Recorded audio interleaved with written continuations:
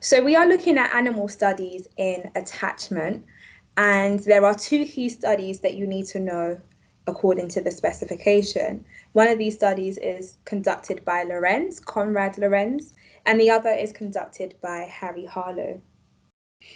In terms of our learning objectives, so we want to be able to describe animal research into attachment, but also to understand how animal research can be applied to explain and understand human attachment, and to evaluate the use of animal research in psychology. Now, I'm just going to come out of the PowerPoint and refer back to the attachment workbook, which I shared with you guys, and you don't need it for this lesson, but I just want to stress on the fact that what we are doing in this lesson is in the workbook. The outline of Lorenz's research is nicely displayed here in the workbook. A few evaluation sections for you guys to complete later on. Similarly, with Harlow's research, I've put the link and I've put the outline of Harlow's research here. So please do feel free after the lesson to refer to these, and in between our live lessons, I'll be setting tasks for you specifically in relation to this workbook that I've created for you. So let's go back to the PowerPoint. So why animal studies? Well, if you think about it, there are those who certainly subscribe to the view that humans have evolved from animals. And in fact, we share 93% of our genes with chimpanzees and monkeys. So it's this idea that actually the way animals behave, specifically in relation to attachment, can be somewhat used to explain or give an insight into the way humans behave with respect to attachment. And this is why we do study animals and look at how they interact between caregiver and an infant in order to get an understanding of how humans would also behave. Remarkably, mice share 90% of their genes with humans, and I think there might be people who cheekily compare others, others' appearances to that of mice. But again, just on that basis, if we share so much genetic, quality with animals, then there should be no issue with studying animals with respect to attachment. Some of the advantages and disadvantages of animal studies and research. So when we think about the advantages, one main advantage is that it's this idea that, okay, you can do on an animal what you can't do on a human being. This idea of separating an animal from their primary caregiver, it might seem like it's okay to do it to an animal, but you certainly wouldn't do that to a human being for the purposes of research. Disadvantage, though, is that in that same vein, if you are separating an animal from their primary caregiver, you could be deemed to be behaving in an unethical way. There might also be issues with generalizability. So just because we share 90% of the same genes with certain animals or 93% of the same genes with certain animals does not mean that we are those animals. You and I will certainly agree that perhaps animals don't have the capacity to express the same emotions or the same conscious thoughts that we do, even to speak the same language. So therefore, we can't extrapolate, and it's that word, literally, we cannot extrapolate our findings from animal research to human beings. I'll quickly write down that word just in case you guys are unsure of the spelling.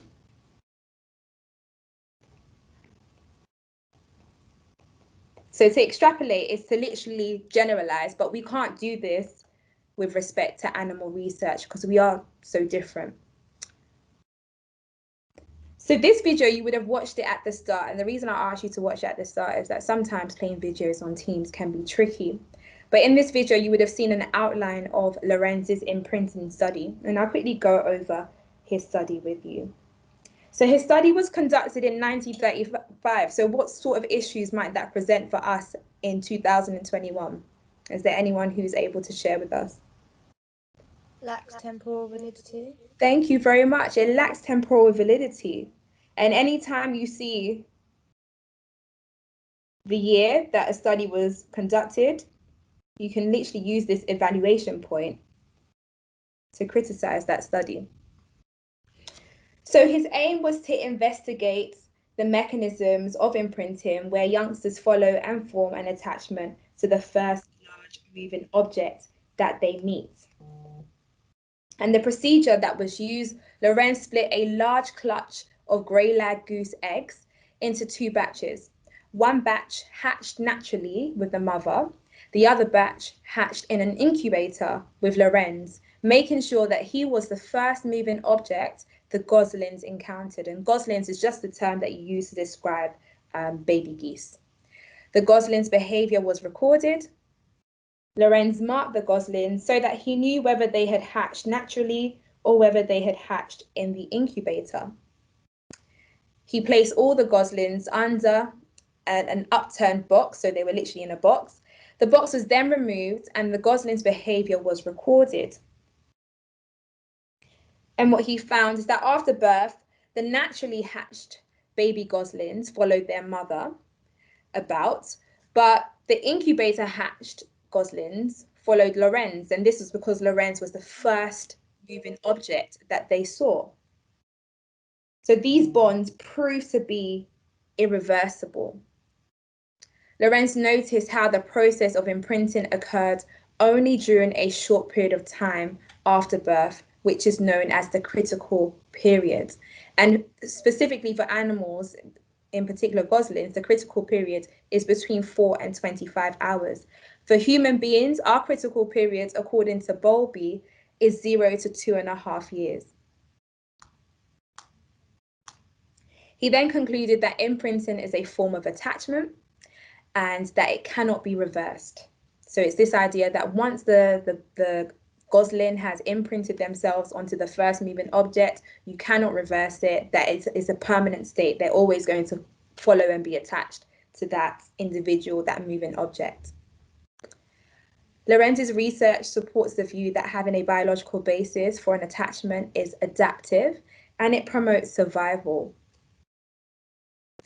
And it would explain why goslings imprint after a matter of minutes due to their increased mobility. Thinking about human babies, when we have a child or even as children, there are certain things that we cannot do for ourselves. So we cannot clean ourselves, we cannot feed ourselves. And therefore, in order to survive, we must form an attachment with an adult who is able to care for us. So very quickly, to go over some of the strengths of Lorenz's imprinting study. Our first point will be a strength of Lorenz's study is that its findings have been highly influential within the field of developmental psychology. For example, the fact that imprinting is seen to be irreversible suggests that attachment formation is under biological control. And this is a type of biological determinism. This word determinism just means that you do not have free will. So it's out of your control, it's innate, it's something that has been predetermined and you do not have any control over it. This is a strength because it led developmental psychologists such as Bowlby to develop well-recognized theories of attachment, suggesting the attachment formation takes place during a critical period and is a biological process. And such theories have been highly influential in the way childcare is administered today. Then we come to a weakness. So our however point, a weakness of Lorenz's study is that it can be criticized for extrapolation. We come back to that word that I introduced at the start, that we cannot extrapolate findings from animal studies. So Lorenz conducted his study on imprinting on animals. And this is an issue and is a weakness because humans and animals are physiologically different. The way a human infant develops an attachment with their primary caregiver could be very different to the way geese form attachments with their primary caregivers. And therefore, the findings cannot be generalized. And these are terms that you are already familiar with. We take it a step further, so another however point. A further weakness of Lorenz's findings is that later researchers have questioned Lorenz's conclusions. And this piece of research is actually in your textbooks. I think it might be on page 75 or 4. We'll double check it afterwards. But a researcher called Guiton and colleagues in 1966 found that chickens imprinted onto yellow washing up gloves. That was the first object that they saw. And what they tried to do is, as they grew up, after imprinting onto this yellow washing up glove, they tried to mate with them. In other words, they tried to have sex with the washing up glove. Once they realized that they could not mate with the washing up glove, they eventually learned to prefer other chickens. And this suggests that Lorenz's view that imprinting is irreversible, that view is completely thrown in the bin, because actually people can actually outlearn. I say people, animals can outlearn or grow up to understand that they cannot imprint onto human beings because they cannot mate with them, they can't reproduce with them. So we say that this is a weakness because this suggests that the impact of imprinting on mating behavior is not as permanent as Lorenz believed, and that it is reversible. So it's a very key evaluation point for Lorenz. And that is Lorenz there, with his little goslings following him along. We are going to move on to the monkeys, and we're looking at Harlow's monkey research. I'm going to put these links in the chat, and what I would like you to do, watch the 6-minute one, and this will give you an overview of Harlow's monkey research. Okay, so hopefully all of you were able to have a look at the video which captures Harlow's monkey study. And indeed, his study is one that is very, very popular within developmental psychology. So we're going to quickly run through the procedure and his findings. So Harlow's monkey, his aim was to test the learning theory by comparing attachment behavior in monkeys given to a wire surrogate mother producing milk with those who were given to a toweling mother producing no milk. In other words, you've got the wired monkey and you've got the cloth-covered monkey that these baby monkeys were to form an attachment with. So the procedure, 2 types of surrogate mother were constructed. There was a harsh wire mother and a soft cloth one. 8 baby monkeys were used. They're known as rhesus monkeys, 4 in each condition. And they were studied for 165 days. Now, this type of study would be what we call a longitudinal study. It's done over a long period of time. There was a cage containing the wire mother producing milk, and there was a cage containing a toweling mother producing no milk. And you can see the image here. So you can see this one is the cloth-covered mother, and this is the wired one. Notice how their faces are actually different. And we're actually going to come to understand that when it comes to evaluating or criticizing Harlow's monkey research, that the difference in their faces is considered to be a confounding variable, because it could be that the wired monkey just simply looks scarier than the cloth-covered one. The wired one actually doesn't resemble facial features that of a monkey, whereas the cloth-covered one does. So you can see how it might be a confounding variable. The amount of time spent with each mother was recorded, as well as feeding time. The monkeys were also frightened with loud noises, and you could see the toy that they used to frighten the monkeys. And they wanted to see, how will the monkey respond to this sense of fear? Who will they run to? So these were the findings. Monkeys preferred contact with the toweling mother when given a choice of surrogate mother. The monkeys even stretched across to the wire monkey to feed, whilst clinging on to the toweling mother. Monkeys with only the wire surrogate mother suffered from diarrhea, and this is a sign of stress. When frightened by a loud noise, monkeys clung to the toweling mother when this was available. And in the larger cage conditions, monkeys with the toweling mothers explored more and visited their surrogate mother more.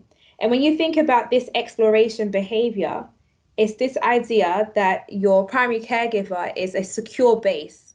And that orientation of behavior, which we looked at as one of the 4 characteristics of attachment, was evident only in relation to that cloth toweling covered mother.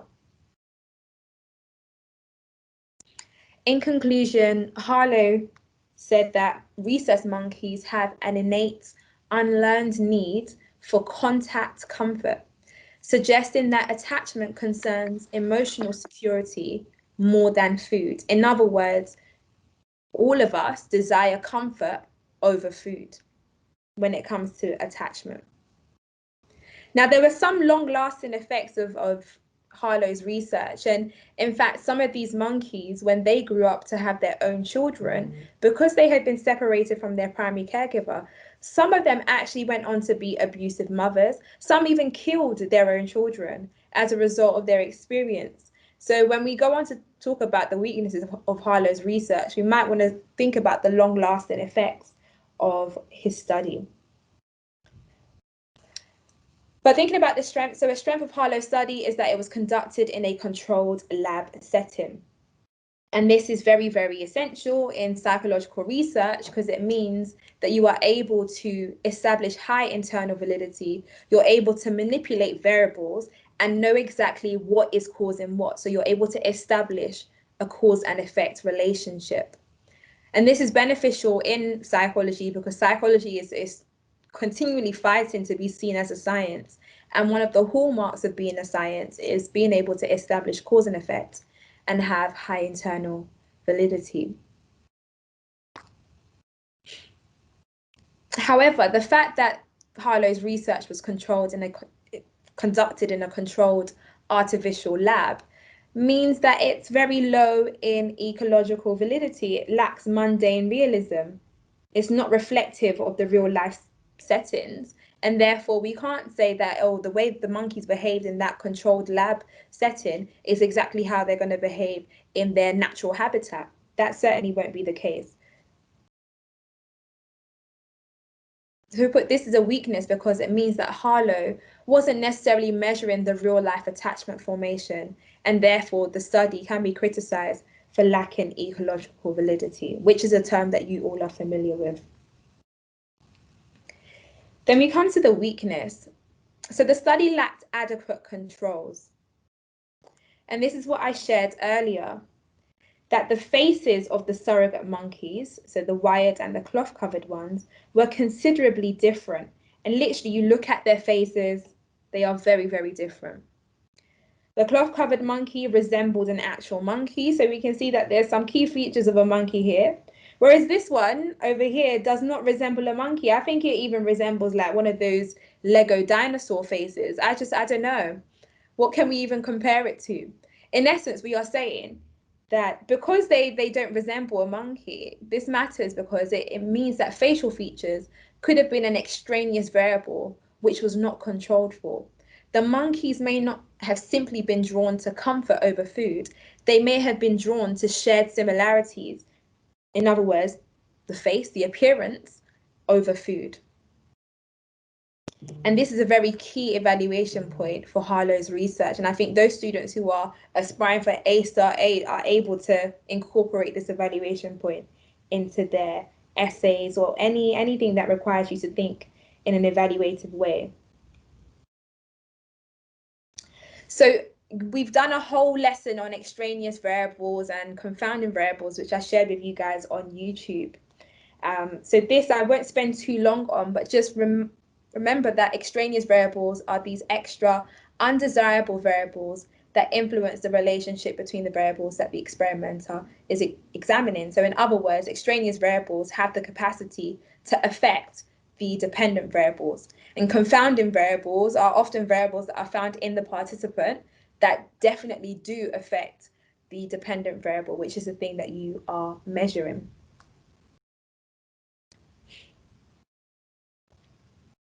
I'm going to breeze past this, and if you guys need a refresher on this, please have a look at the YouTube video on the control of variables in psychological research. So quickly, onto the weaknesses of Harlow's research. Another weakness of Harlow's study is that it can be seen to be unethical. What he did to these monkeys over 165 days is very, very cheeky and rude. Evidence, the monkeys in Harlow's study showed great distress when they were removed from their biological mothers. In addition, after the study, when the monkeys were placed in a situation with other rhesus monkeys who hadn't been involved in Harlow's original research, the rhesus monkeys from the study showed great distress in social situations and were unable to communicate with other monkeys. So we can see that actually the effects of being separated from your primary caregiver can actually cause you to lack essential social skills, and this is what the monkeys were suffering. Moreover, when the monkeys from the study had their own children, many were said to neglect their offspring, and in some extreme circumstances, some of them killed their offspring. Again, we can see an extreme effect of being separated from your primary caregiver. So this is a weakness because Harlow's study can be seen to be in breach of the British psychological guidelines because it fails to protect the monkeys from harm. And even physical harm, emotional harm, all of them fall under that umbrella.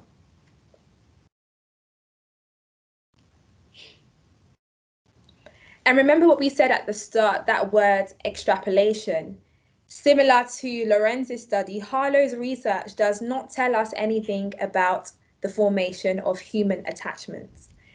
Even though monkeys and human beings share 93% of the same genetic material, there is nothing to say that the way a monkey behaves can tell us exactly the way a human will behave. So we would say that this particular study lacks generalizability. But if you wanted to bring in a counter argument, you can absolutely bring it in here and say, yes, we don't share 100% of the same genetic qualities. However, 93% is shared, and therefore we are in a position to make some plausible conclusions about human attachments.